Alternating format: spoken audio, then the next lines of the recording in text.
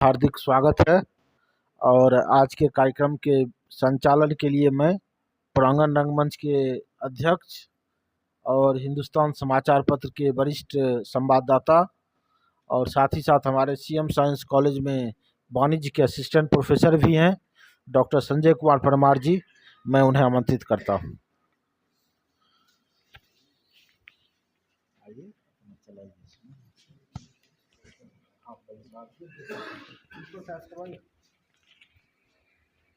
TP college के इस smart room में आयोजित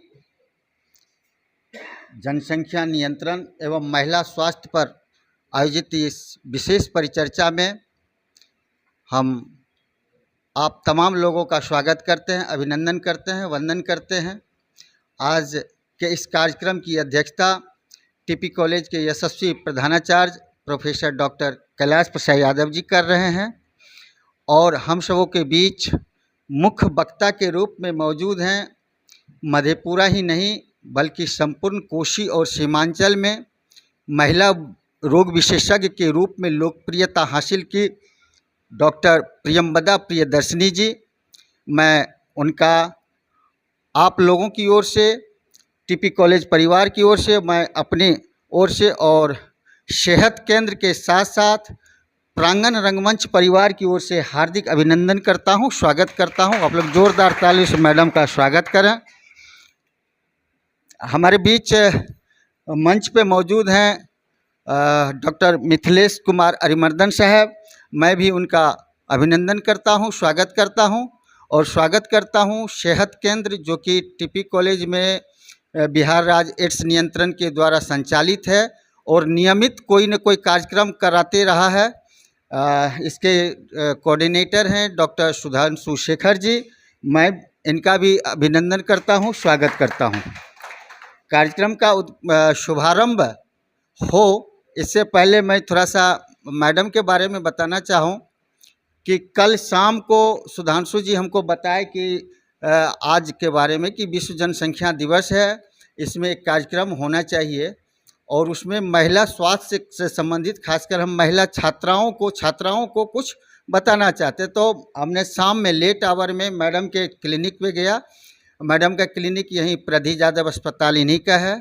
इनके हस्बैंड भी डॉक्टर आलोक निरंजन जी हैं जो कि सर्जन हैं, वरिष्ठ सर्जन हैं, और इनसे हमने आग्रह किया तो सहर्ष स्वीकार कर ली, जबकि इनके यहाँ पेशेंट की काफ़ी भीड़ रहती है और आप लोगों से रूबरू होने के लिए आप ये सहर्ष स्वीकार की। इसके लिए हम मैडम का तहे दिल से शुक्रिया अदा करते हैं। और इस कार्यक्रम की शुरुआत हो इससे पहले हम चाहेंगे कि टीपी कॉलेज के principal professor doctor Kailash Prasad Yadav जी और सेहत केंद्र के डॉक्टर सुधांशु शेखर जी, आज के मुख्य वक्ता, मुख्य अतिथि डॉक्टर प्रियंवदा प्रियदर्शनी जी का अंग वस्त्रम से और डायरी कलम आदि से स्वागत करेंगे।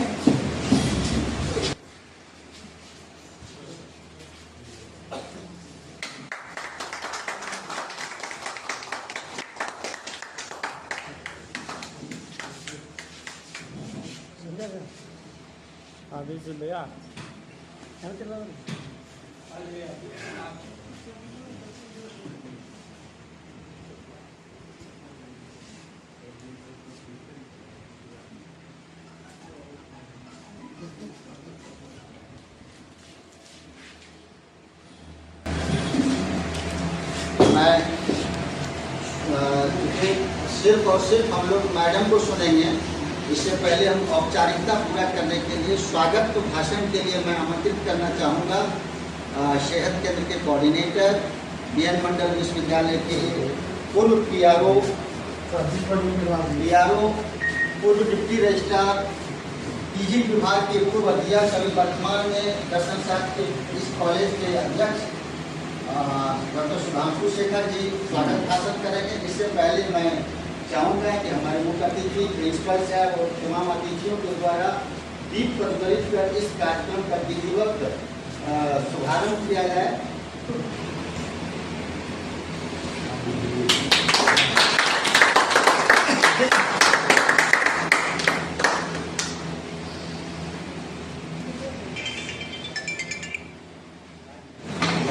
अभिनंदन करना चाहता हूँ और आभार भी व्यक्त करना चाहता हूँ हमारे महाविद्यालय के यशस्वी प्रधानाचार्य प्रोफेसर कैलाश प्रसाद यादव सर के प्रति, जिन्होंने अत्यंत कम समय में इस कार्यक्रम के आयोजन की स्वीकृति दी और आज इस कार्यक्रम की अध्यक्षता के लिए आप उपस्थित हैं।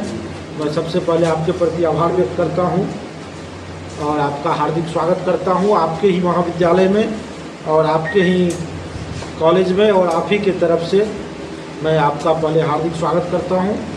और मैडम डॉक्टर प्रियदर्शनी हमारे इस कार्यक्रम में आई, उन्होंने अपने व्यस्त समय में से हमारे लिए समय निकाला।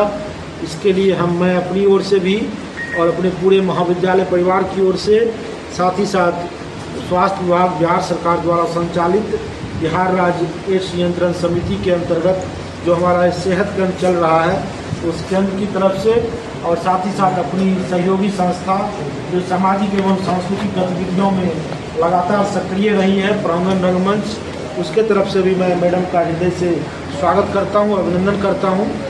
और आप सबों से अनुरोध करता हूं कि एक बार मैडम के लिए आप लोग जोरदार तालियों से भी मैडम का स्वागत करेंगे। और मैं अपने महाविद्यालय के अंग्रेजी विभाग के विभागाध्यक्ष और हमारे महाविद्यालय के बरसर साहब भी हैं डॉक्टर मिथिलेश कुमार अरिमर्दन सर, मैं उनका भी हृदय से स्वागत करता हूं। आप तमाम प्रशासनिक कार्यों के बावजूद हमारे सभी शैक्षणिक गतिविधियों में जब भी हम आपको याद करते हैं, आप हर समय उसके लिए सहमति देते हैं, हम अपनी उपस्थिति दर्ज करते हैं, हम आपके आभारी हैं। और हमारे महाविद्यालय के जितने भी शिक्षक हमारे इस कार्यक्रम में उपस्थित हुए हैं, मैं उन सबके प्रति आभार व्यक्त करता हूं और विशेष आभार व्यक्त करता हूं अपने बीएड विभाग के सभी शिक्षकों के प्रति।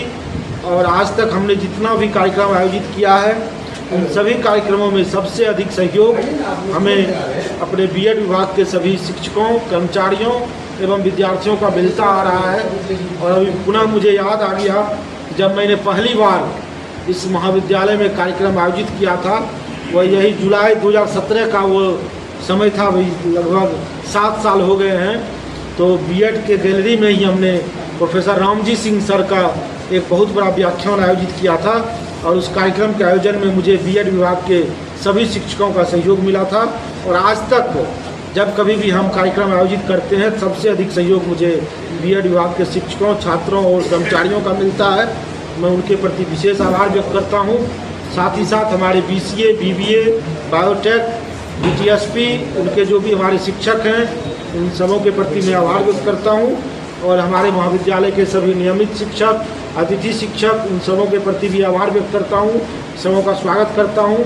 और विशेष रूप से स्वागत करता हूं अपने महाविद्यालय के सभी अपने शिक्षकेतर कर्मचारी बंधुओं का, जो अपना काम छोड़ करके भी आज हमारे इस कार्यक्रम में उपस्थित हुए हैं।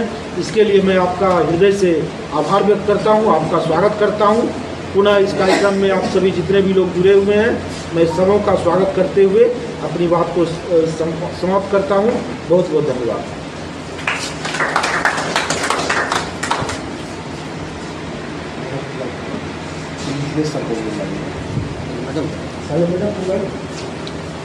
बहुत बहुत धन्यवाद सुधांशु जी। मैं आज के मुख्य वक्ता को बुलाऊं, इससे पहले मैं आमंत्रित करना चाहूँगा अंग्रेजी के विद्वान शिक्षक मिथिलेश कुमार अरिमर्दन साहब को। सर आप आए और अपनी बात करें।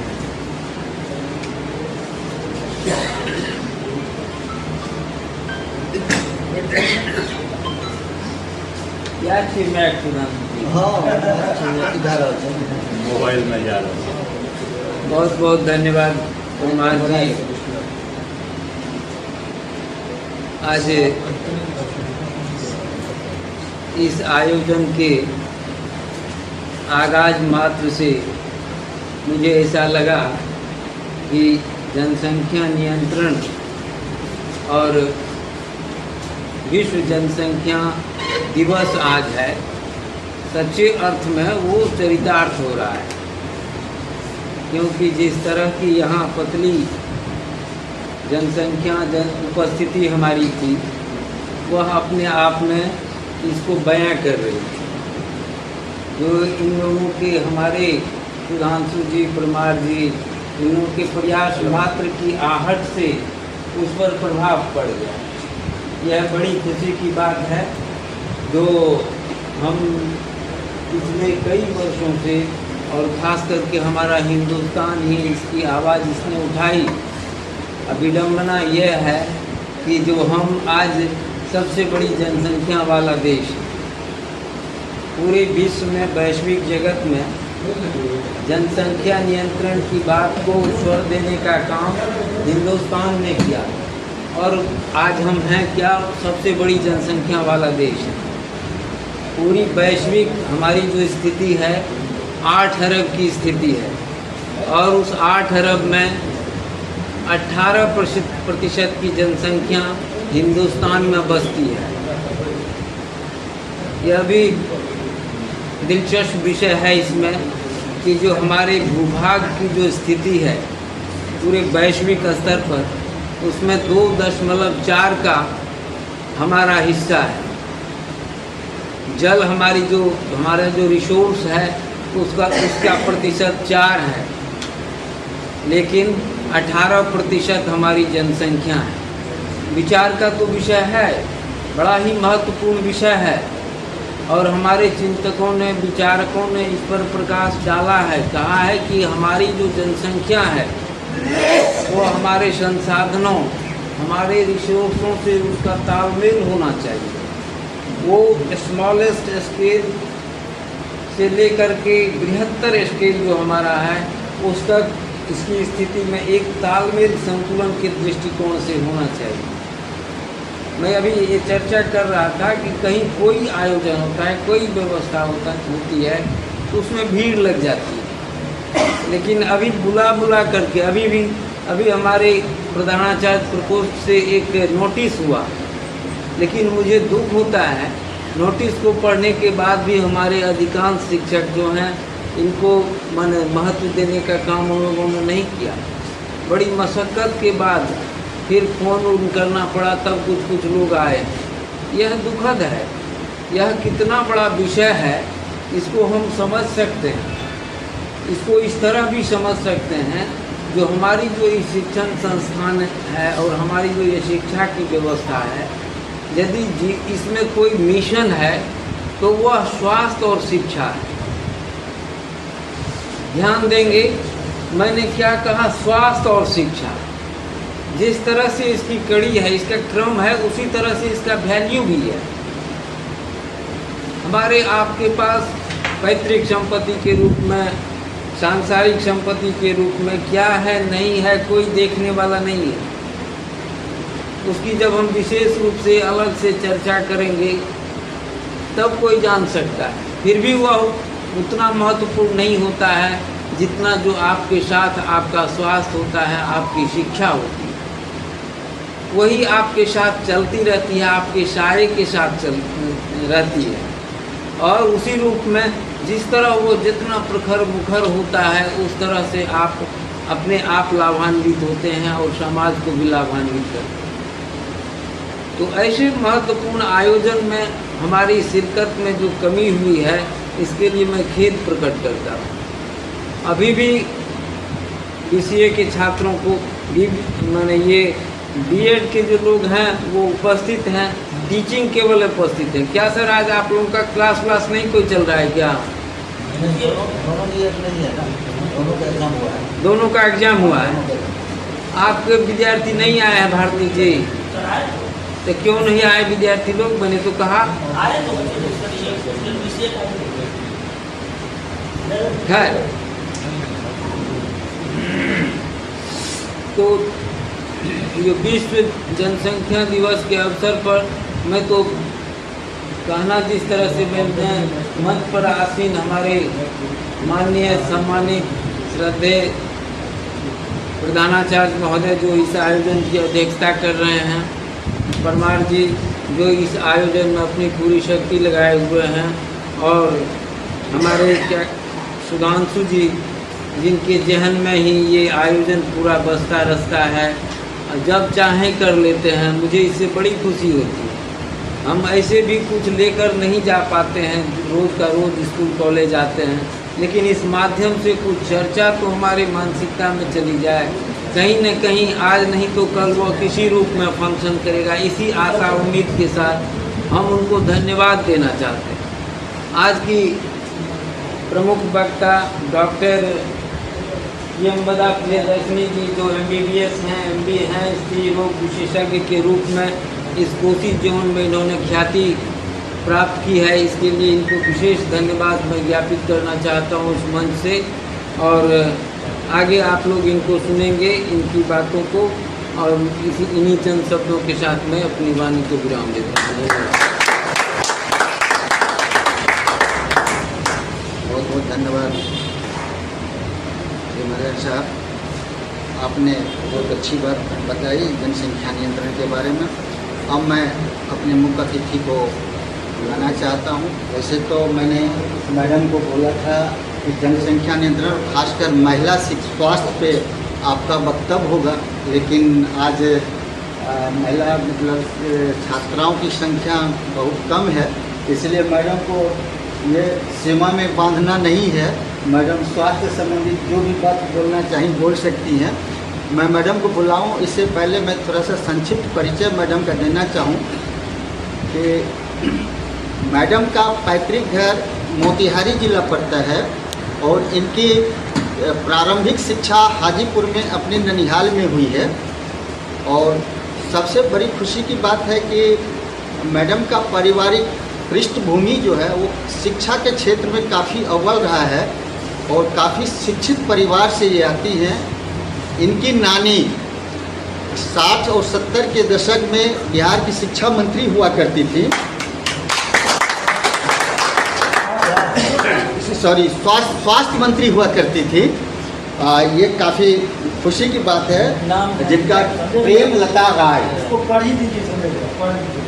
प्रेमलता राय जो कि बिहार के स्वास्थ्य मंत्री हुआ करती थी 60 के दशक में लगभग, उनकी नतनी है।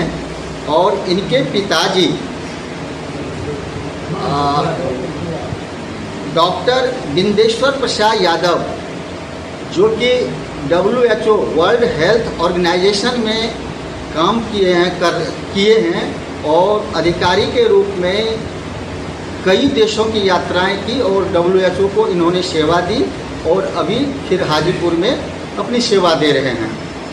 सबसे बड़ी बात है कि इनकी माताजी जो हैं वो भी बिहार विश्वविद्यालय मुजफ्फरपुर में शिक्षिका के प्रोफेसर के रूप में अभी सेवानिवृत्त हुई हैं, doctor Subhashini Prasad ji.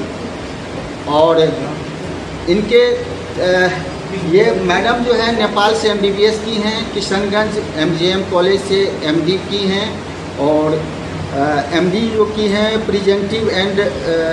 Preventive and social medicine में। और सबसे बड़ी बात है कि ये इन्हें लिखने पढ़ने का बहुत अच्छी शौक़ है और कला भी है। इनका लेखन जर्नल, कई जर्नल में इनका आलेख प्रकाशित हुआ है। ये हमारे लिए खासकर मधेपुरा वासियों के लिए गौरव की बात है।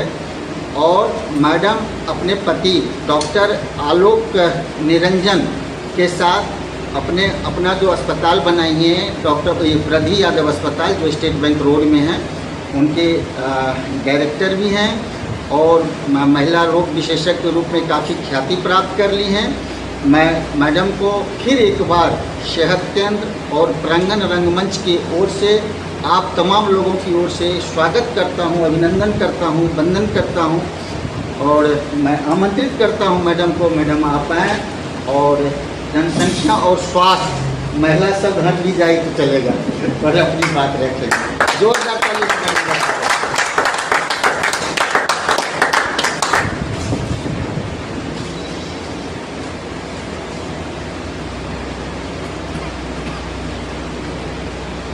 सुन पा रहे हैं। तो सबसे पहले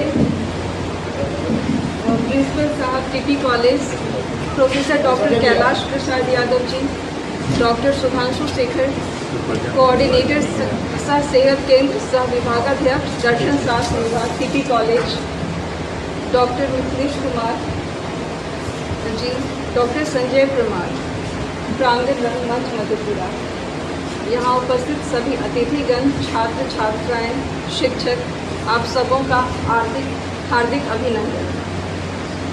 ठीक है, आज का जो विषय है जनसंख्या नियंत्रण एवं महिला स्वास्थ्य। ठीक है, महिलाएं कम हैं, अलग बात है, लेकिन जो पुरुष हैं इनके घर में भी महिलाएं हैं। महिला का स्वास्थ्य बहुत इम्पोर्टेंट, ये एक ज्वलंत विषय है। तो इस पर मुझे बोलने के लिए, आमंत्रित करने के लिए आप लोगों का धन्यवाद। और संजय परमार जी, ये ऐसे भी सांस्कृतिक कार्यक्रमों से जुड़े रहे हैं, कभी भी रहे कि महिला स्वास्थ्य रिलेटेड या महिलाओं से रिलेटेड कोई भी चीज़ हो, आप मेरी हमेशा भागीदारी रहेगी। तो जनसंख्या नियंत्रण या वर्ल्ड पॉपुलेशन डे 11 जुलाई को मनाया जाता है। तो आखिर इसकी ज़रूरत क्या थी और ये कब से शुरू हुआ? ठीक है, पॉपुलेशन है, लेकिन इसके कंट्रोल की क्या ज़रूरत है, सबसे पहले हमें ये जानना है। तो 11 जुलाई 1987 से ये शुरू हुआ। ये 5 बिलियन डे भी कहलाता है।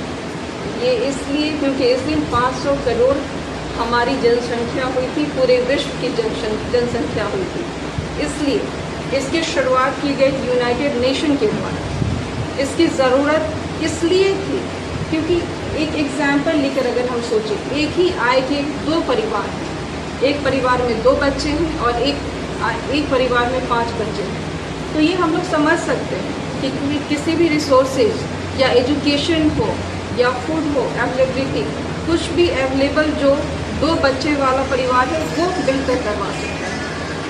तो एक यही रीज़न था कि हमारे लिमिटेड रिसोर्सेज के साथ, जैसा कि डॉक्टर साहब ने अभी बोला कि हमारा जो एक जल या थल, ये भूभाग बहुत कम है, लेकिन जनसंख्या बहुत ज़्यादा है। ऐसे ही ये तो इंडिया का है, लेकिन पूरे वर्ल्ड का भी तो यही हाल है।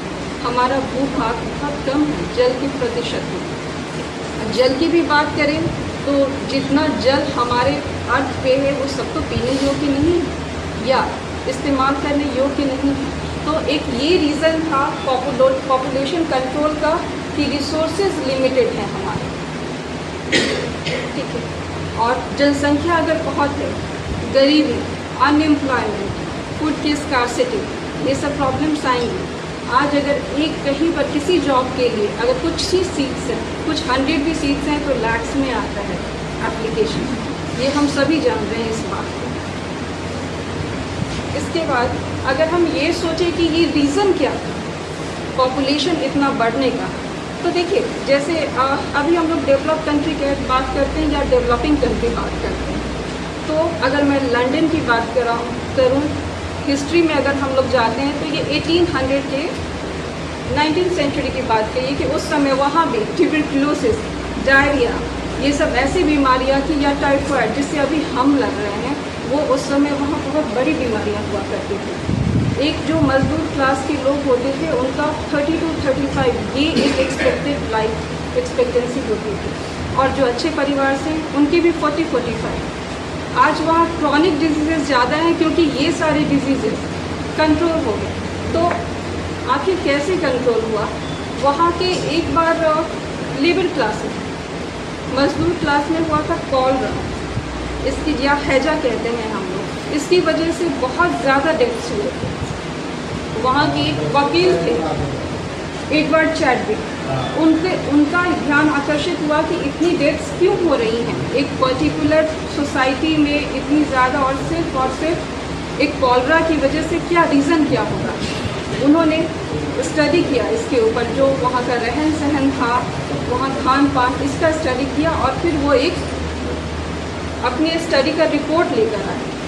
और यहाँ से शुरू हुआ था हाइजीन या सैनिटेशन, जिसको कि आप कह सकते हैं कि सराउंडिंग हमारे क्लीन होने चाहिए, वाटर क्लीन होना चाहिए, जो फूड हम कंज्यूम कर रहे हैं वो क्लीन होना चाहिए। ये यहाँ से शुरू हुआ था, ये 19th सेंचुरी की बात थी। और उस समय से वहाँ लंदन में फिर इन चीज़ों को इम्प्रूव किया गया, एक रहन सहन जो होता है इसको इम्प्रूव किया गया। और सिर्फ इसी वजह से जब तक हम ट्यूबरक्लोसिस के लिए, कॉलरा के लिए, टाइफाइड के लिए मेडिसिन डेवलप कर सकते थे, उससे पहले सिर्फ और सिर्फ हाइजीन कंट्रोल करके, सिर्फ और सिर्फ एजुकेशन, क्लीनलीनेस के कारण वो उसका वहाँ पे कंट्रोल था इन डिजीज़ पे। और अभी तक ये नहीं था, हेल्थ जो है किसी भी सोसाइटी की हेल्थ, किसी भी पर्सन का हेल्थ सिर्फ उस पर्सन की रिस्पॉन्सिबिलिटी थी, वहाँ की गवर्नमेंट की नहीं थी। इस स्टडी के बाद फिर ये सोसाइटी गवर्नमेंट पे ये प्रेशर आया कि नहीं, पॉपुलेशन जो आपका पॉपुलेशन है ये स्टेट की रिस्पॉन्सिबिलिटी है, ये इन सब स्टडी के बाद। और फिर ऐसे यूरोपियन कंट्रीज़ में इसी ढंग की और स्टडीज़ हुई, जिसके बाद ये सारे हाइजीन मेंटेनेंस पे ध्यान दिया गया। इसके अलावा रीजंस क्या थी ग्रोथ की, जैसे अब ये जो एक्यूट डिजीजेस थे इनको तो कंट्रोल कर लिया गया, लाइफ एक्सपेक्टेंसी इसकी वजह से बढ़ी, डेथ रेट घटा हमारे, लेकिन बर्थ रेट ये नहीं घटा। इस वजह से जो एक एक्सप्लोजन की स्थिति आ चुकी है, एक बहुत बड़ा रीज़न ये है कि डेथ रेट पे तो हमने कंट्रोल किया, क्योंकि लाइफ स्टाइल सुधारा हमने, हमारे जो मेडिकल एडवांसमेंट है इनके थ्रू, लेकिन बर्थ रेट को कंट्रोल नहीं कर सके। बर्थ रेट मुझे लगता है कि अभी भी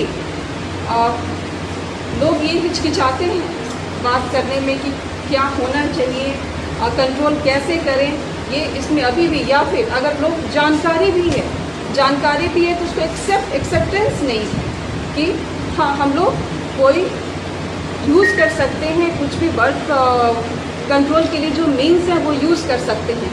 शायद जानकारी तो बहुतों को है इसके बारे में, लेकिन हो सकता है कि उनका ये इस डिसएडवांटेज क्या है, या अगर छोटी फैमिली होगी तो इसके एडवांटेज क्या है, इसको बहुत अच्छे से शायद एक्सेप्ट नहीं कर पा रहे हैं, या शायद इस पर सोच नहीं पा रहे हैं। एक ये रीज़न हो सकता है, क्योंकि अभी भी हमारे क्लिनिक्स में अबॉर्शन के लिए या जो पिल्स जो मिलते हैं शॉप पे वो लेकर महिलाएं आती हैं। और अगर हम महिलाओं के स्वास्थ्य की बात करें तो एक यंग एज से एक मेल और फीमेल में जो बायोलॉजिकल डिफरेंसेज है, इसकी वजह से फीमेल्स में हार्मोनल चेंजेस ज़्यादा होते हैं। इस हार्मोनल चेंजेस की वजह से जो फीमेल है वो कुछ डिजीज़ों के लिए, कुछ डिजीज़ तो है कि दोनों में होंगे, जैसे आप लोग जान रहे हैं लंग डिजीज़ हैं, हार्ट डिजीज़ हैं, दोनों में होंगे, लेकिन कुछ डिजीज़ेस हैं जो कि फीमेल्स में ज़्यादा होंगी। सबसे बड़ी बात हो जाती है डिस्क्रिमिनेशन। अगर एक डिजीज़ दोनों में है, मेल या फीमेल दोनों में है, लेकिन उसके प्रति घर पे क्या इसका रिस्पॉन्स होता है ये डिफरेंस हो जाता है, सिर्फ और सिर्फ डिस्क्रिमिनेशन की वजह से। हो सकता है बच्चियां हैं, बच्चियों पे बहुत ध्यान नहीं दिया जाएगा। अभी जो हम लोग देखते हैं, डिलीवरी हुई, ठीक है, लड़का है तुरंत दिखवाने जाएंगे कि हाँ ठीक है अभी जाना है डॉक्टर के पास, लेकिन बेटी है नहीं छोड़ देते, देखते कुछ होगा, कुछ प्रॉब्लम होगी तो एक चीज़ समझनी होगी कि प्रॉब्लम होगी जब तक आपको प्रॉब्लम पता चलेगी कि हाँ बच्चे को प्रॉब्लम है, तब तक तो हो सकता है बीमारी बहुत ज़्यादा बढ़ चुकी है।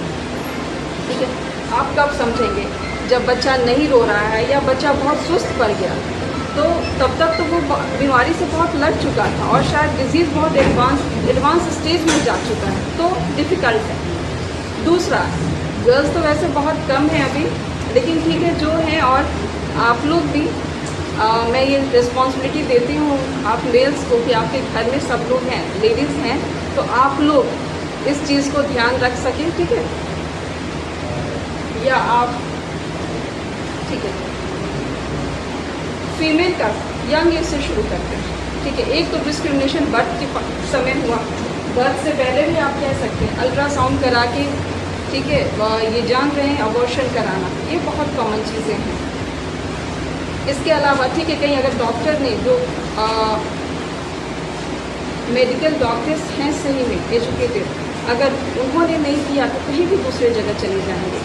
कोई ज़रूरी नहीं कि वो डिग्री होल्डर हो, लेकिन वहाँ जाके अबॉर्शन कराते हैं। उसके बाद हम लोग देखते हैं पेशेंट आती है बहुत सेफ्टी में, आप कह सकते हैं कि बहुत बीमार स्थिति में, जबकि इन्फेक्शन बहुत ज़्यादा ब्लड में फैल चुका है। और ये इन्फेक्शन सिर्फ आप ये कह दें बहुत ही छोटा शब्द हो गया इन्फेक्शन फैला ब्लड में, ये ठीक है, लेकिन अब वो इन्फेक्शन क्या क्या करेगा, कौन से ऑर्गन को जाके अफेक्ट करेगा, डिपेंड ये कर, वो किडनी को अगर अफेक्ट कर रहा है, ब्रेन को, हार्ट को अफेक्ट कर रहा है, तो यहाँ सबसे ज़्यादा डैमेज होता है। क्योंकि किडनी अगर काम करना बंद कर दे, ये तो आप लोग सभी जानते, तो मुश्किल है, तो जान बचाना मुश्किल है। हार्ट अगर रिवाइव नहीं हो तो जान बचाना मुश्किल है, ये सब जानते हैं। तो इन्फेक्शन डिपेंड करता है कहाँ हुआ, उसकी मात्रा क्या है। एक तो ये बहुत बड़ा रीज़न हो जाता है। दूसरा, बच्ची मान लीजिए, ठीक है, अब क्या होगा, एक घर में एक बेटा है, एक बेटी है। जो एजुकेटेड लोग हैं, मैं उनका नहीं कहूँगी, बहुत सी फैमिली हैं कि अपनी बच्चियों को वो पूरे अधिकार दे रही हैं, लेकिन ये पूरी सोसाइटी की बात नहीं है। बहुत कम जगह, बहुत कम फैमिली है जहाँ ऐसा होता है। नहीं तो डिस्क्रिमिनेशन मोर और लेस है, सिर्फ और सिर्फ बेटे की चाहत में, ठीक है, ये अबॉर्शन तो हो रहा है इलीगल, इसके अलावा बच्चियों की संख्या या परिवार की संख्या बढ़ती चली जा रही है, जिसका कि पिता निर्वहन नहीं कर पाता है, या फिर माता पिता दोनों मिलकर जिसका निर्वाह करना बहुत मुश्किल है। एक अच्छा एजुकेशन देना, अच्छी लाइफ देना, ये आज के टाइम में बहुत मुश्किल है। इसके बाद ठीक है, बच्चियां थोड़ी बड़ी हुई, यहाँ डिस्क्रिमिनेशन तो हो ही रहा है। तो एक मेंटल इम्पैक्ट, अगर हम बात करें एक फिलोसफर फ्रेंच की, सिमोन डी वेओर, उनका ये कहना है था, women are not born, they are made. मतलब कि जो पैदा होती है वो लड़का या लड़की नहीं पैदा होते, उन्हें मानसिक रूप से बनाया जाता है। क्यों? हमारे रेस्ट्रिक्शन की वजह से, तुम लड़की हो इसलिए तुम्हें ये नहीं करना, तुम लड़की हो इसलिए तुम्हें यहाँ नहीं जाना, ये रीज़न है। कुछ प्रॉब्लम हुई अगर गर्ल्स के साथ, तो कहते हैं कि भाई रास्ते में कुछ प्रॉब्लम हुई, टीजिंग ही हुई, भाई तुम्हारी कोई गलती होगी, तुमने कपड़े गलत पहने हैं, तुमने कुछ गलत करा होगा। ये हम अपने बेटों को नहीं सिखाते कि तुम्हें स्त्री का सम्मान कैसे करना है या तुम्हें कैसे रहना है सोसाइटी में, ये हम लोग नहीं सिखाते। ठीक है, इसके बाद और ये बताइए, क्या इतने रोक टोक के बाद और इतने इसके बाद क्या जो महिला, ठीक है, उसने पढ़ाई करी किसी तरह, क्या वो एक अपना सम्मान कर पाएगी या क्या वो एक सेल्फ रिस्पेक्ट रख पाएगी? और ये हम लोग सब लोग जानते हैं कि अगर एक महिला को शिक्षित करते हैं तो पूरा परिवार शिक्षित होता है। उसके पास अगर पुरुष बाहर काम कर रहे हैं, घर पे तो महिला है, वो अपने बच्चे को जो एक सब सिखा रही है, जो गुण दे रही है, जो रिस्पेक्ट सिखा रही है, वो क्या अगर उसमें सेल्फ रिस्पेक्ट नहीं होगा तो क्या वो अपने बच्चों को सिखा पाएगी? क्या वो अपने बच्चों को सम्मान करना सिखा पाएगी? और हम क्या चाहते हैं, हमारा छोटा बच्चा तो ठीक है, वो पढ़ाई में अच्छा करे, वो जिस फील्ड में जाए उस फील्ड में अच्छा करे, लेकिन इसके साथ साथ क्या हम ये नहीं चाहते कि नहीं हमारा बच्चा एक अच्छा इंसान है? क्या हमारा बच्चा किसी सिचुएशन को अच्छे से जज कर पाए, किसी सिचुएशन के बारे में सोच सके? तो ये कब होगा? पिता कितना समय दे पाते हैं बच्चों को? तो ये पूरी तरह माता पे निर्भर होता है। और अगर पुरुष स्त्री दोनों जॉब में हैं, दोनों वर्किंग है, तो आज जो मैं एक देख रही हूँ, पेशेंट्स ये आती है कि बहुत ज़्यादा टायर्डनेस होती है। क्यों? रीज़न ये है कि वो बाहर भी काम कर रही है और घर में भी उन्हें ही देखना है, पुरुष को नहीं देखना है। तो ये एक डिस्क्रिमिनेशन होता रहता है। इसके बाद चले आए तो मेंस्ट्रुअल प्रॉब्लम्स हैं यंग एज की बच्चों के साथ, ठीक है, वो उन प्रॉब्लम्स को तब तक छुपाती रहती हैं जब तक कि बहुत ज़्यादा समस्या ना आ जाए, क्योंकि वो बोल नहीं सकती। उन्हें कहा जाता है कि ये बात आप डिस्कस नहीं कर सकते। कई बच्चियां तो अपनी माँ से भी नहीं बोल पाती, तो जब तक हम लोगों के पास आती हैं, अगर वो ब्लीडिंग ज़्यादा हो रहा है तो काफ़ी अनिमिक होती है। अगर नॉर्मल हीमोग्लोबिन लेवल 12 रहना चाहिए, मिनिमम 10 हम लोग कहते हैं, जो कि एक्सेप्टेड है, तो वो 5 और 6 हीमोग्लोबिन के साथ आती है। अब क्या हो? ठीक है, मेडिसिन दिया हमने, डाइट बताया हमने, बहुत प्रॉब्लम हुई, हम ब्लड भी ट्रांसफ्यूज़ करेंगे, लेकिन एक चीज़, जो चीज़ें प्रिवेंटेबल हैं उसके लिए अलग से ब्लड क्यों चढ़ाएं? जिसको हम पहले से जिसकी रोकथाम कर सकते हैं, ठीक है, ब्लड भी चढ़ाते हैं। तो ब्लड को जब आप चढ़ा रहे हैं तो उस समय उसके साथ कुछ साइड इफ़ेक्ट्स हैं। तो हम इतनी परेशानी में, इतने ट्रबल में अपने बच्चे को क्यों डालें, जबकि हम उसको प्रिवेंट कर सकते थे, जबकि हम उसको पहले संभाल सकते थे? तो क्यों नहीं इसको डिस्कस करना? ऐसे मैं कहूँगी कि पहले से जैसे मैंने यहाँ काम शुरू किया 2008 का लास्ट बोल सकते हैं, तब से अभी तक में काफ़ी चेंजेस आए हैं। तो ठीक है, अब प्रॉब्लम्स के लिए, इन प्रॉब्लम्स के लिए आती हैं बच्चियाँ, ठीक है, तो ये एक अच्छी शुरुआत है। ठीक है। एक तो ये हुआ, एक डिस्क्रिमिनेशन हुआ, एक डिप्रेशन आप कह सकते हैं बच्चों में, गर्ल्स में बहुत ज़्यादा होता है, एंग्जाइटी बहुत ज़्यादा होती है। रीज़न यही है, डिस्क्रिमिनेशन। दूसरा थोड़ा सा ये मेंस्ट्रुअल प्रॉब्लम जो यंग बच्चों में है, इसकी वजह से अनीमिया, ठीक है। डिस्क्रिमिनेशन की वजह से ही नरिशमेंट अच्छा नहीं होता बच्चों का। अब जो अंडर नरिश्ड है, चाइल्ड मैरिजेस, और जो अंडर नरिश्ड फीमेल है, वो कल को उसकी शादी होती है, और क्या एक जो अस्वस्थ महिला है, क्या ये स्वस्थ बच्चे को जन्म दे सकती है, ये आप सभी सोच सकते हैं, आप सभी समझ सकते हैं। और शुरू के एक जो सबसे कॉमन चीज़ है, अगर इस कॉन्टेक्स्ट में आते हैं तो अक्सर है 2 महीने या 3 महीने के बाद महिलाएं आती हैं, लेकिन चेकअप के लिए, ठीक है। या लेकिन एक्चुअली में बच्चे का फॉर्मेशन बहुत पहले शुरू होता है, और शुरू में ब्रेन का ही फॉर्मेशन होता है। शुरू के 5 महीने सबसे पहले ब्रेन का फॉर्मेशन होगा, तब बाकी ऑर्गन्स का फॉर्मेशन होगा। 5 महीने के बाद बच्चे का सिर्फ वेट गेन होता है। तो आप खुद ही सोचिए, जिस समय ब्रेन का फॉर्मेशन था, जो कि एक पर्सन का सबसे इम्पॉर्टेंट ऑर्गन है, उसी के डेवलपमेंट के टाइम आप चेकअप के लिए नहीं आ रहे हैं, या जो पर्टिकुलर डाइट है, जो इम्पोर्टेंट डाइट है, वो आप नहीं ले रहे हैं। बहुत एक छोटी सी गोली होती है फॉलिक एसिड। कई बार आप लोगों ने देखा होगा, मेरे पेपर्स में भी पढ़ा है कि बच्चे ने जन्म लिया, स्वस्थ बच्चा था, लेकिन उसकी ब्रेन का डेवलपमेंट नहीं था, हेड का आधा पार्ट नहीं रहता। पिक्चर्स में मैंने देखा। तो ये बस वही फॉलिक एसिड की डेफिशिएंसी है। और सिर्फ मेडिसिन तो ठीक है, 1 रुपये की आती है, या फिर गवर्नमेंट हॉस्पिटल में जाएंगे तो वहाँ तो मुफ्त है। आयरन कैल्शियम भी वहाँ मुफ्त है, सब कुछ मुफ्त है। और अगर डाइट में आप चाहेंगे तो फ्रूट्स, वेजिटेबल्स, ये डाइट, इसमें फॉलिक एसिड बहुत अच्छे सफिशिएंट अमाउंट में मिल जाएगा। अच्छा, डाइट भी हमारा क्या होता है, आप अच्छे से खा रहे हैं तो उसका मीनिंग होता है कि चावल और रोटी। और जो मैंने अक्सर देखा है, फीमेल का डाइट होता है, वो सबको खिलाने के बाद, सारा काम खत्म करने के बाद दिन में एक बार 1 बजे खाएगी और फिर रात में खाएगी। तो ये डाइट नहीं हुआ, और ये कंप्लीट डाइट तो हुआ ही नहीं। हमारे डाइट में आयरन, कैल्शियम, विटामिन, प्रोटीन सब कुछ होना चाहिए। और आप सिर्फ और सिर्फ जब चावल और रोटी ले रहे हैं तो कार्बोहाइड्रेट ले रहे हैं, प्रोटीन है ही नहीं, फाइबर्स है ही नहीं। वेट गेन सब में है, ओबेसिटी मेल और फीमेल दोनों में। तो ओबेसिटी, ठीक है, एक फिजिकल एक्टिविटी। अच्छा, ये भी सुनने में आया कि ठीक है, दिन भर तो हम लोग काम करते रहते, मेल हो या फीमेल हो, कि बैठते कहाँ हैं। तो जो आप ऐसे एक्टिविटी है आपकी, वो डिफरेंट है, और जब आप एक्सरसाइज कर रहे हैं वो डिफरेंट है, क्योंकि आपका उस समय मेंटल, जो आप सोच रहे हैं, मेंटल स्टेटस डिफरेंट है। जिस समय आप एक्सरसाइज कर रहे हैं, आपके हार्मोन्स डिफरेंट होंगे। दूसरा, फाइबर्स, ठीक है, कार्बोहाइड्रेट ये वेट गेन कराएगा अगर वो मेटाबॉलिज्म उसका अच्छे से नहीं हुआ। कार्बोहाइड्रेट जितना रिक्वायर्ड है बस उतना लेना है। फाइबर्स और एंटीनेटल चेकअप जिसे कहते हैं, वो चेकअप इसलिए नहीं होता कि कोई बीमारी नहीं होगी। अगर हम चेक करा रहे हैं तो कोई बीमारी नहीं होगी या कोई प्रॉब्लम नहीं आएगी प्रेगनेंसी में। वो चेकअप इसलिए होता है कि अगर कोई प्रॉब्लम आ रही है तो हम पहले से तैयार रहें, उस प्रॉब्लम के साथ कैसे डील करें। यहाँ भी मैंने कई बार सुना है कोई प्रॉब्लम नहीं था इसलिए नहीं आए। एक जो सबसे कॉमन चीज़ें हैं, अनीमिया है ऑलरेडी।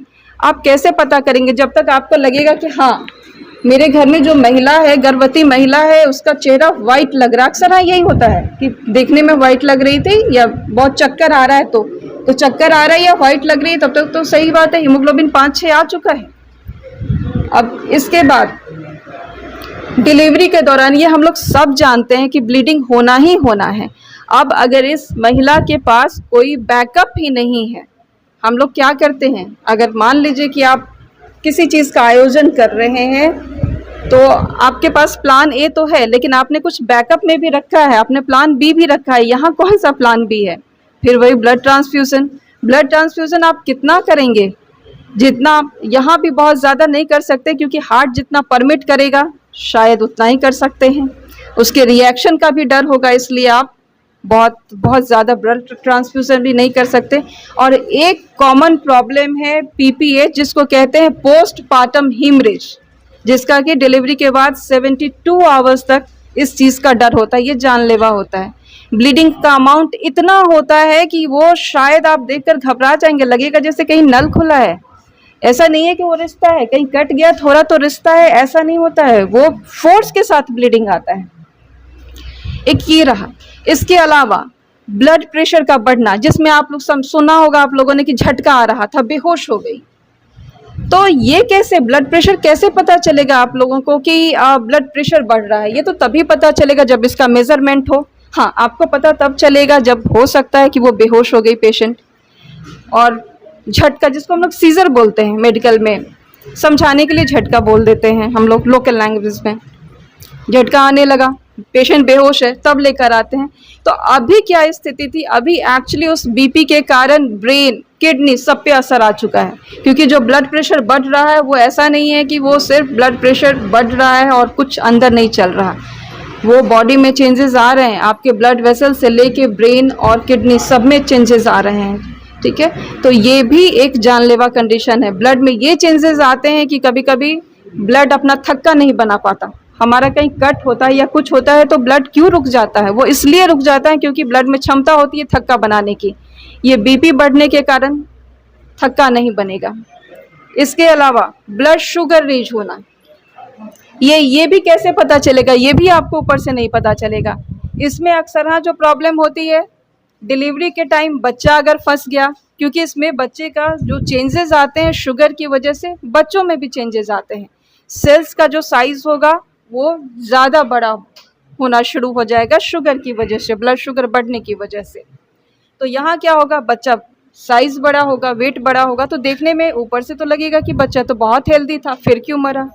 तो एक्चुअल में साइज तो बड़ा हुआ, लेकिन जैसे ऐसे किसी पर्सन को हुआ, एडल्ट को जो हुआ कि ब्लड शुगर रेज, हम लोग सब जानते हैं कि वो अंदर ही अंदर शुगर का ऊपर से कुछ पता नहीं चलेगा, हाँ, लेकिन अंदर ही अंदर रोग से लड़ने की क्षमता खत्म कर देगा। ऐसे ही बच्चों में होता है कि वो साइज देखने में बच्चे का बड़ा होगा, लेकिन उसका लंग, उसका हार्ट प्रॉपर वर्क नहीं कर रहा होगा, इसलिए ये बच्चे भी सर्वाइव नहीं कर पाते हैं।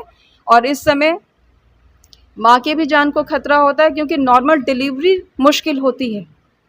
और जो एक मैंने देखा है, किसी भी हालत में नॉर्मल डिलीवरी होनी है, ठीक है, हो भी जाती है, क्योंकि डिलीवरी ऐसी चीज़ है कि एक्चुअल में आप कहिए तो असिस्टेंस की ज़रूरत ही नहीं है, वो तो अपने आप हो जाती है। लेकिन जहाँ असिस्टेंस की ज़रूरत हो और एक टाइम लिमिट से ज़्यादा, तो दिक्कतें ज़्यादा आ सकती हैं।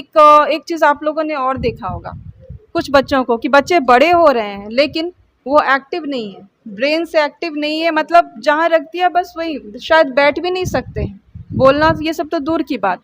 उसका मेडिकल में कहते हैं सेरिब्रल पैल्सी।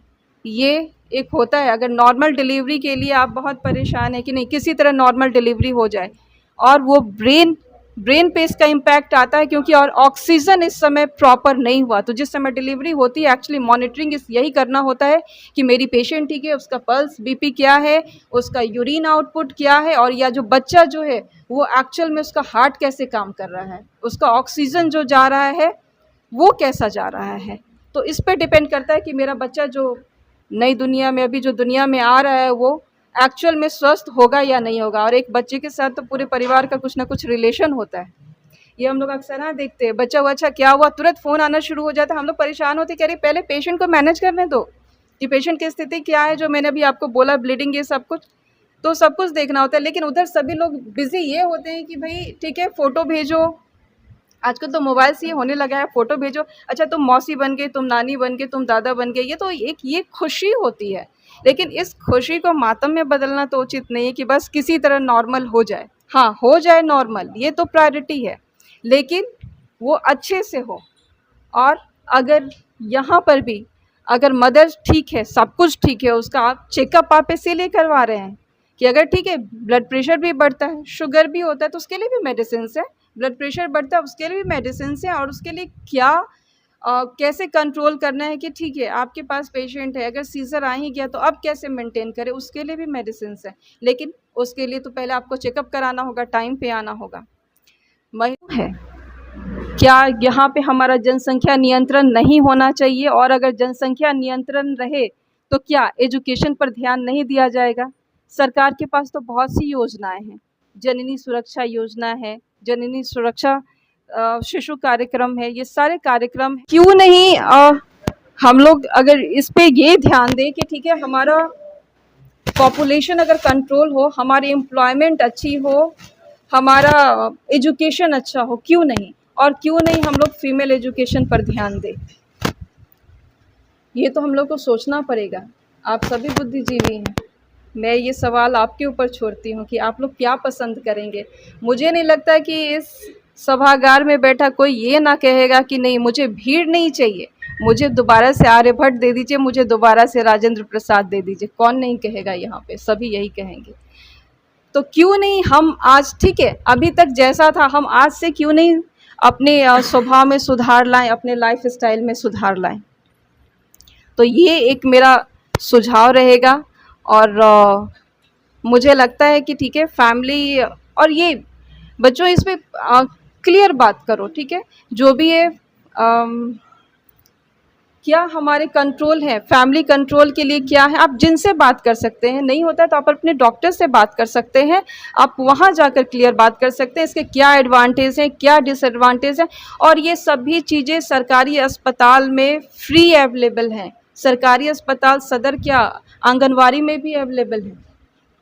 इसके बाद महिलाओं की बात करें तो खाना बहुत से घरों में अभी भी लकड़ी पे बनता है।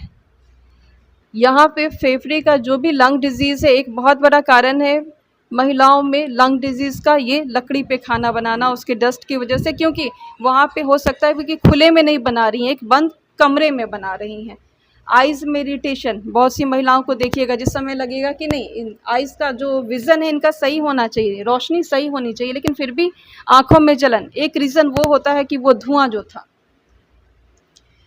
इसके बाद मैटरनल मोर्टालिटी रेट, जो डेथ्स जो होती हैं मदर की डिलीवरी के टाइम, तो वो तो हम लोगों ने डिस्कस कर ही लिया, वो सबसे ज़्यादा अभी इंडिया का है। हाँ पहले से ज़रूर डिक्रीज़ हुआ है लेकिन अभी भी इंडिया का है।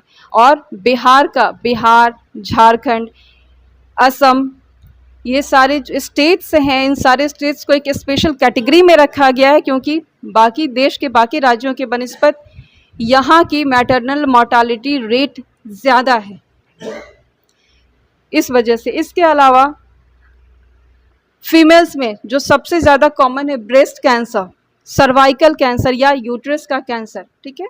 तो एक ये भी आजकल इंक्रीज हो रहा है, या आप ये भी कहें कि आजकल फिर भी महिलाएं बाहर आ रही इन चीज़ों के लिए, लेकिन अभी भी अफसोस होता है क्योंकि उनका ये कहना होता है कि पहले छोटा सा गांठ था लेकिन लगा कि ठीक हो जाएगा, बस लोकल से दवा कर रहे थे, और जब तक वो आती हैं तब तक डिजीज़ इतना एडवांस हो चुका होता है कि कहना ये पड़ता है कि ठीक है आप इसके लिए जो स्पेसिफिक सेंटर्स है वहाँ ले जाइए और कुछ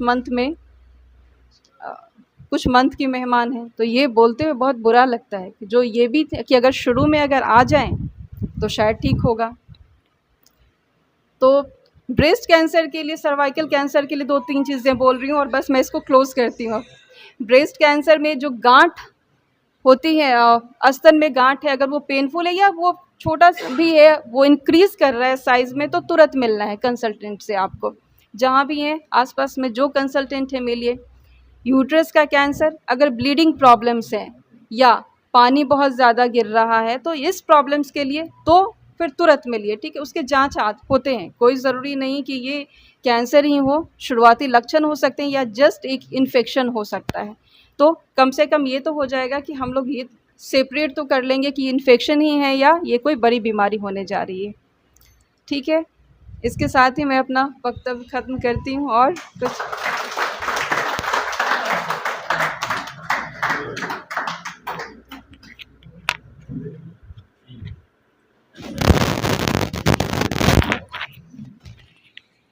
बहुत बहुत धन्यवाद मैडम डॉक्टर प्रियंवदा प्रियदर्शनी को। आज तक तो मैं जान रहा था कि मैडम एक सिर्फ और सिर्फ अच्छी चिकित्सक हैं, लेकिन आज मुझे पता चला कि अच्छे चिकित्सक के साथ साथ बेहतरीन वक्ता भी रही हैं। और मैडम आपके वक्तव्य से हमें लगा कि आज की जो प्रासंगिकता है, आज के कार्यक्रम की जो प्रासंगिकताएं हैं जनसंख्या नियंत्रण और स्वास्थ्य पे, आपने बहुत ही अच्छी जानकारी हम लोगों को दी है और हम उम्मीद करेंगे कि आपके बताए हुए बातों को हम लोग थोड़ा सा अमल भी करें और जिससे कि हम एक बेहतर समाज का निर्माण कर सके। मैडम, एक माफ़ी के साथ कि आज चूँकि हम लोगों ने ये जल्दीबाजी में कार्यक्रम किया है और हम लोगों का जो कार्यक्रम करने का स्टाइल होता है उसमें थोड़ी सी कमी रह गई है, खासकर इसमें सुधांशु जी को महारत हासिल है, लेकिन आज पता नहीं थोड़ी सी अव्यवस्थाएं रही है। इसे माफ़ करते हुए मैं चाहूँगा कि हमारे सेहत केंद्र और प्रांगण रंगमंच के कार्यक्रम में आपको जब भी यहाँ से आमंत्रण मिले तो आप बेहिचक हम लोगों के आमंत्रण को स्वीकार करें। और इससे मुझे लगता है कि खासकर मैं कोशी की बात या मधेपुरा की बात करूं, सेहत केंद्र और प्रांगण रंगमंच के माध्यम से आपके माध्यम से ये प्लेटफॉर्म जो है वो मधेपुरा में, खासकर मधेपुरा में एक बेहतर स्वास्थ्य निर्माण के क्षेत्र में एक काम करेगा। मैम, आपको मैं बताऊं कि और आप तमाम लोगों को भी बताऊं, सेहत केंद्र के बारे में तो आप जानते ही हैं कि जो कि बिहार राज्य के द्वारा स्वास्थ्य विभाग द्वारा संचालित है और सेहत पे ही काम करता है। मैं थोड़ा सा प्रांगण रंगमंच के बारे में बता दूं कि प्रांगण रंगमंच कोशी क्षेत्र में कला और संस्कृति को बढ़ाने का तो काम कर ही रहा है, इसके साथ साथ स्वास्थ्य, पर्यावरण, शिक्षा के क्षेत्र में भी हम लोग काफ़ी काम कर रहे हैं। हमारा मैम ब्लड डोनेशन के लिए एक ऐप बना हुआ है, उस ऐप के माध्यम से खासकर बिहार और बिहार के बाहर के भी लोग जिन्हें ब्लड की आवश्यकता होती है तो हमारे प्रांगण रक्तदाता समूह पे अगर वो अपना आवेदन करते हैं तो वो हम लोग उसको प्रयास करते हैं कि उसको पूरा करें।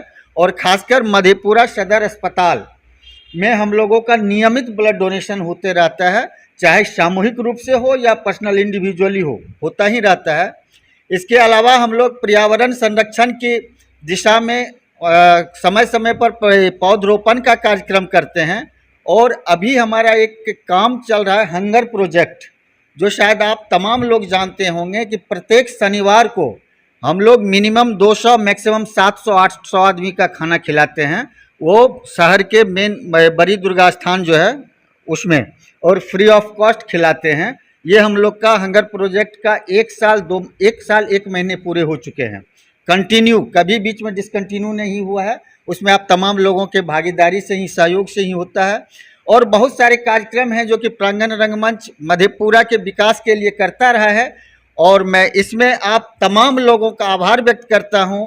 और ख़ासकर मंच पे बैठे प्रिंसिपल साहब, मैडम, डॉक्टर मैडम और मिथिलेश बाबू, सुधांशु बाबू, और खासकर सुधांशु बाबू से मैं विशेष इसीलिए आकर्षित रहता हूं, अपनापन इसमें रहता है कि सामाजिक दायित्वों से जुड़े जो भी कार्यक्रम होते हैं इनमें इनकी काफ़ी भागीदारी रहती है। इसीलिए सुधांशु जी, मैं प्रांगण परिवार की ओर से आपका हार्दिक अभिनंदन भी करता हूं, स्वागत भी करता हूं। हमारे प्रांगण के अध्यक्ष भी आए हुए हैं, सदस्य लोग भी आए हुए हैं, उन तमाम लोगों की ओर से आपका तमाम लोगों का हार्दिक अभिनंदन करता हूं, स्वागत करता हूं। और आज के इस कार्यक्रम की अंतिम कड़ी में अध्यक्ष भाषण के लिए मैं आमंत्रित करना चाहूँगा हमारे टीपी कॉलेज के यशस्वी प्रधानाचार्य प्रोफेसर डॉक्टर कैलाश प्रसाद यादव जी को। सर, आप आएँ और अध्यक्ष भाषण दें।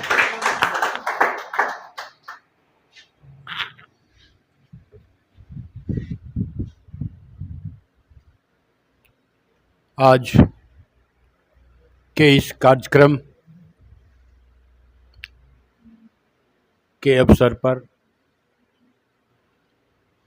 जो खास करके परिचर्चा का विषय है जनसंख्या नियंत्रण एवं महिला स्वास्थ्य के अवसर पर उपस्थित मंचासीन डॉक्टर प्रियमदा प्रियदर्शनी जी, मैं अपने हृदय की गहराई से इनका आज स्वागत करता हूं। मंचासीन डॉक्टर मिथिलेश कुमार अरिमर्दन सर, जो हमारे ही महाविद्यालय के अंग्रेजी विभाग के विभागाध्यक्ष हैं। मंचासीन डॉक्टर सुधांशु शेखर जी, जो दर्शन शास्त्र विभाग के विभागाध्यक्ष हैं और आज के सेहत केंद्र के ये अधिकारी भी हैं, साथ साथ आज के आयोजन के लिए सेहत केंद्र और प्रांगण रंगमंच को भी मैं हृदय से आभार व्यक्त करता हूं। सभागार में उपस्थित हमारे सम्मानित शिक्षक, शिक्षिका, शिक्षेतरकर्मी, छात्र, छात्राएं, आज के समय का यह बहुत ही बड़ी समस्या है हमारे देश के लिए, हमारे समाज के लिए, कि जनसंख्या नियंत्रण पर कैसे विचार किया जाए। वैसे तो इस पर लंबे अरसे से विचार हो रहे हैं। बहुत हद तक मैं मानता हूं कि नियंत्रण हुआ भी है, लेकिन आवश्यकता है इसमें और अवेयरनेस लाने की। जो नियंत्रण है वह पर्याप्त नहीं है वास्तव में। इसके पीछे हमें लगता है कि अशिक्षा है, शिक्षा की कमी है।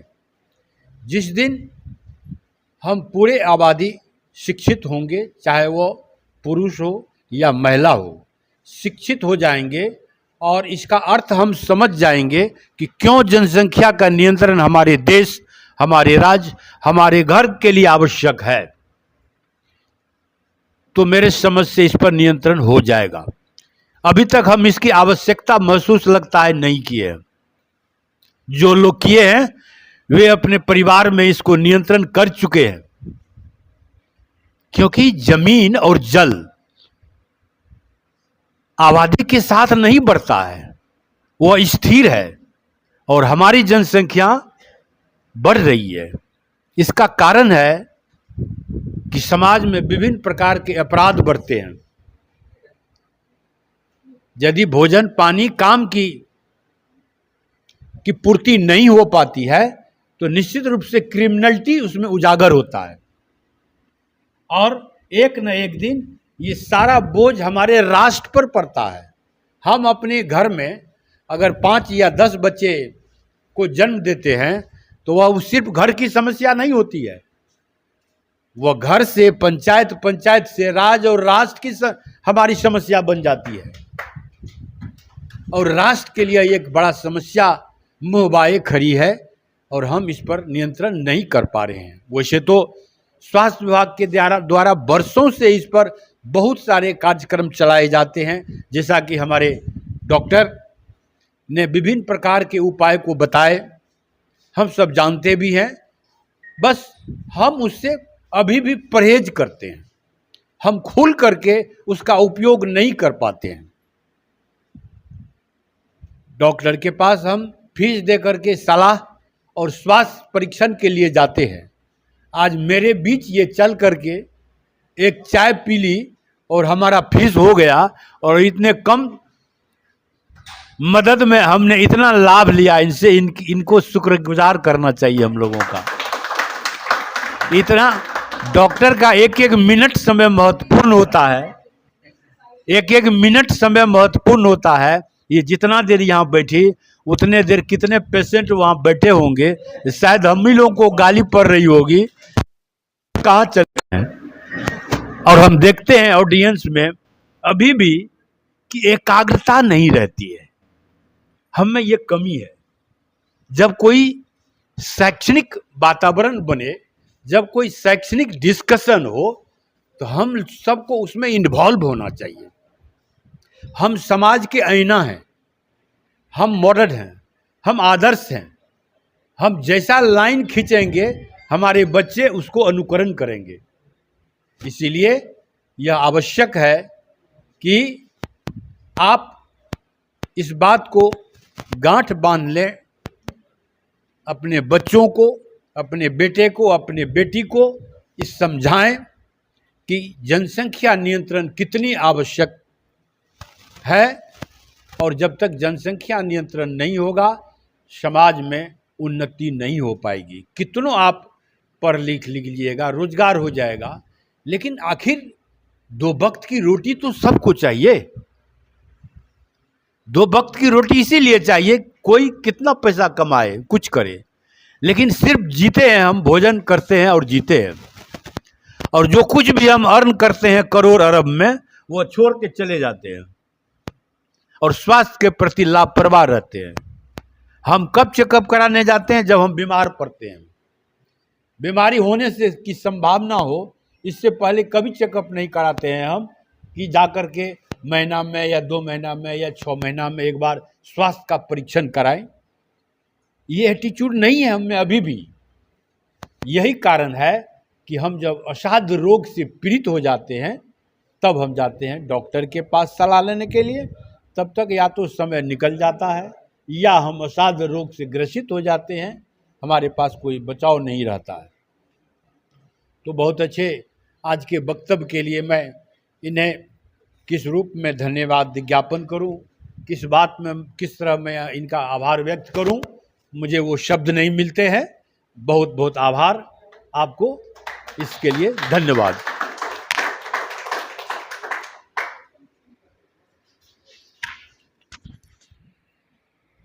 अब माननीय अध्यक्ष महोदय की अनुमति से इस कार्यक्रम के समाप्ति की घोषणा करता हूं।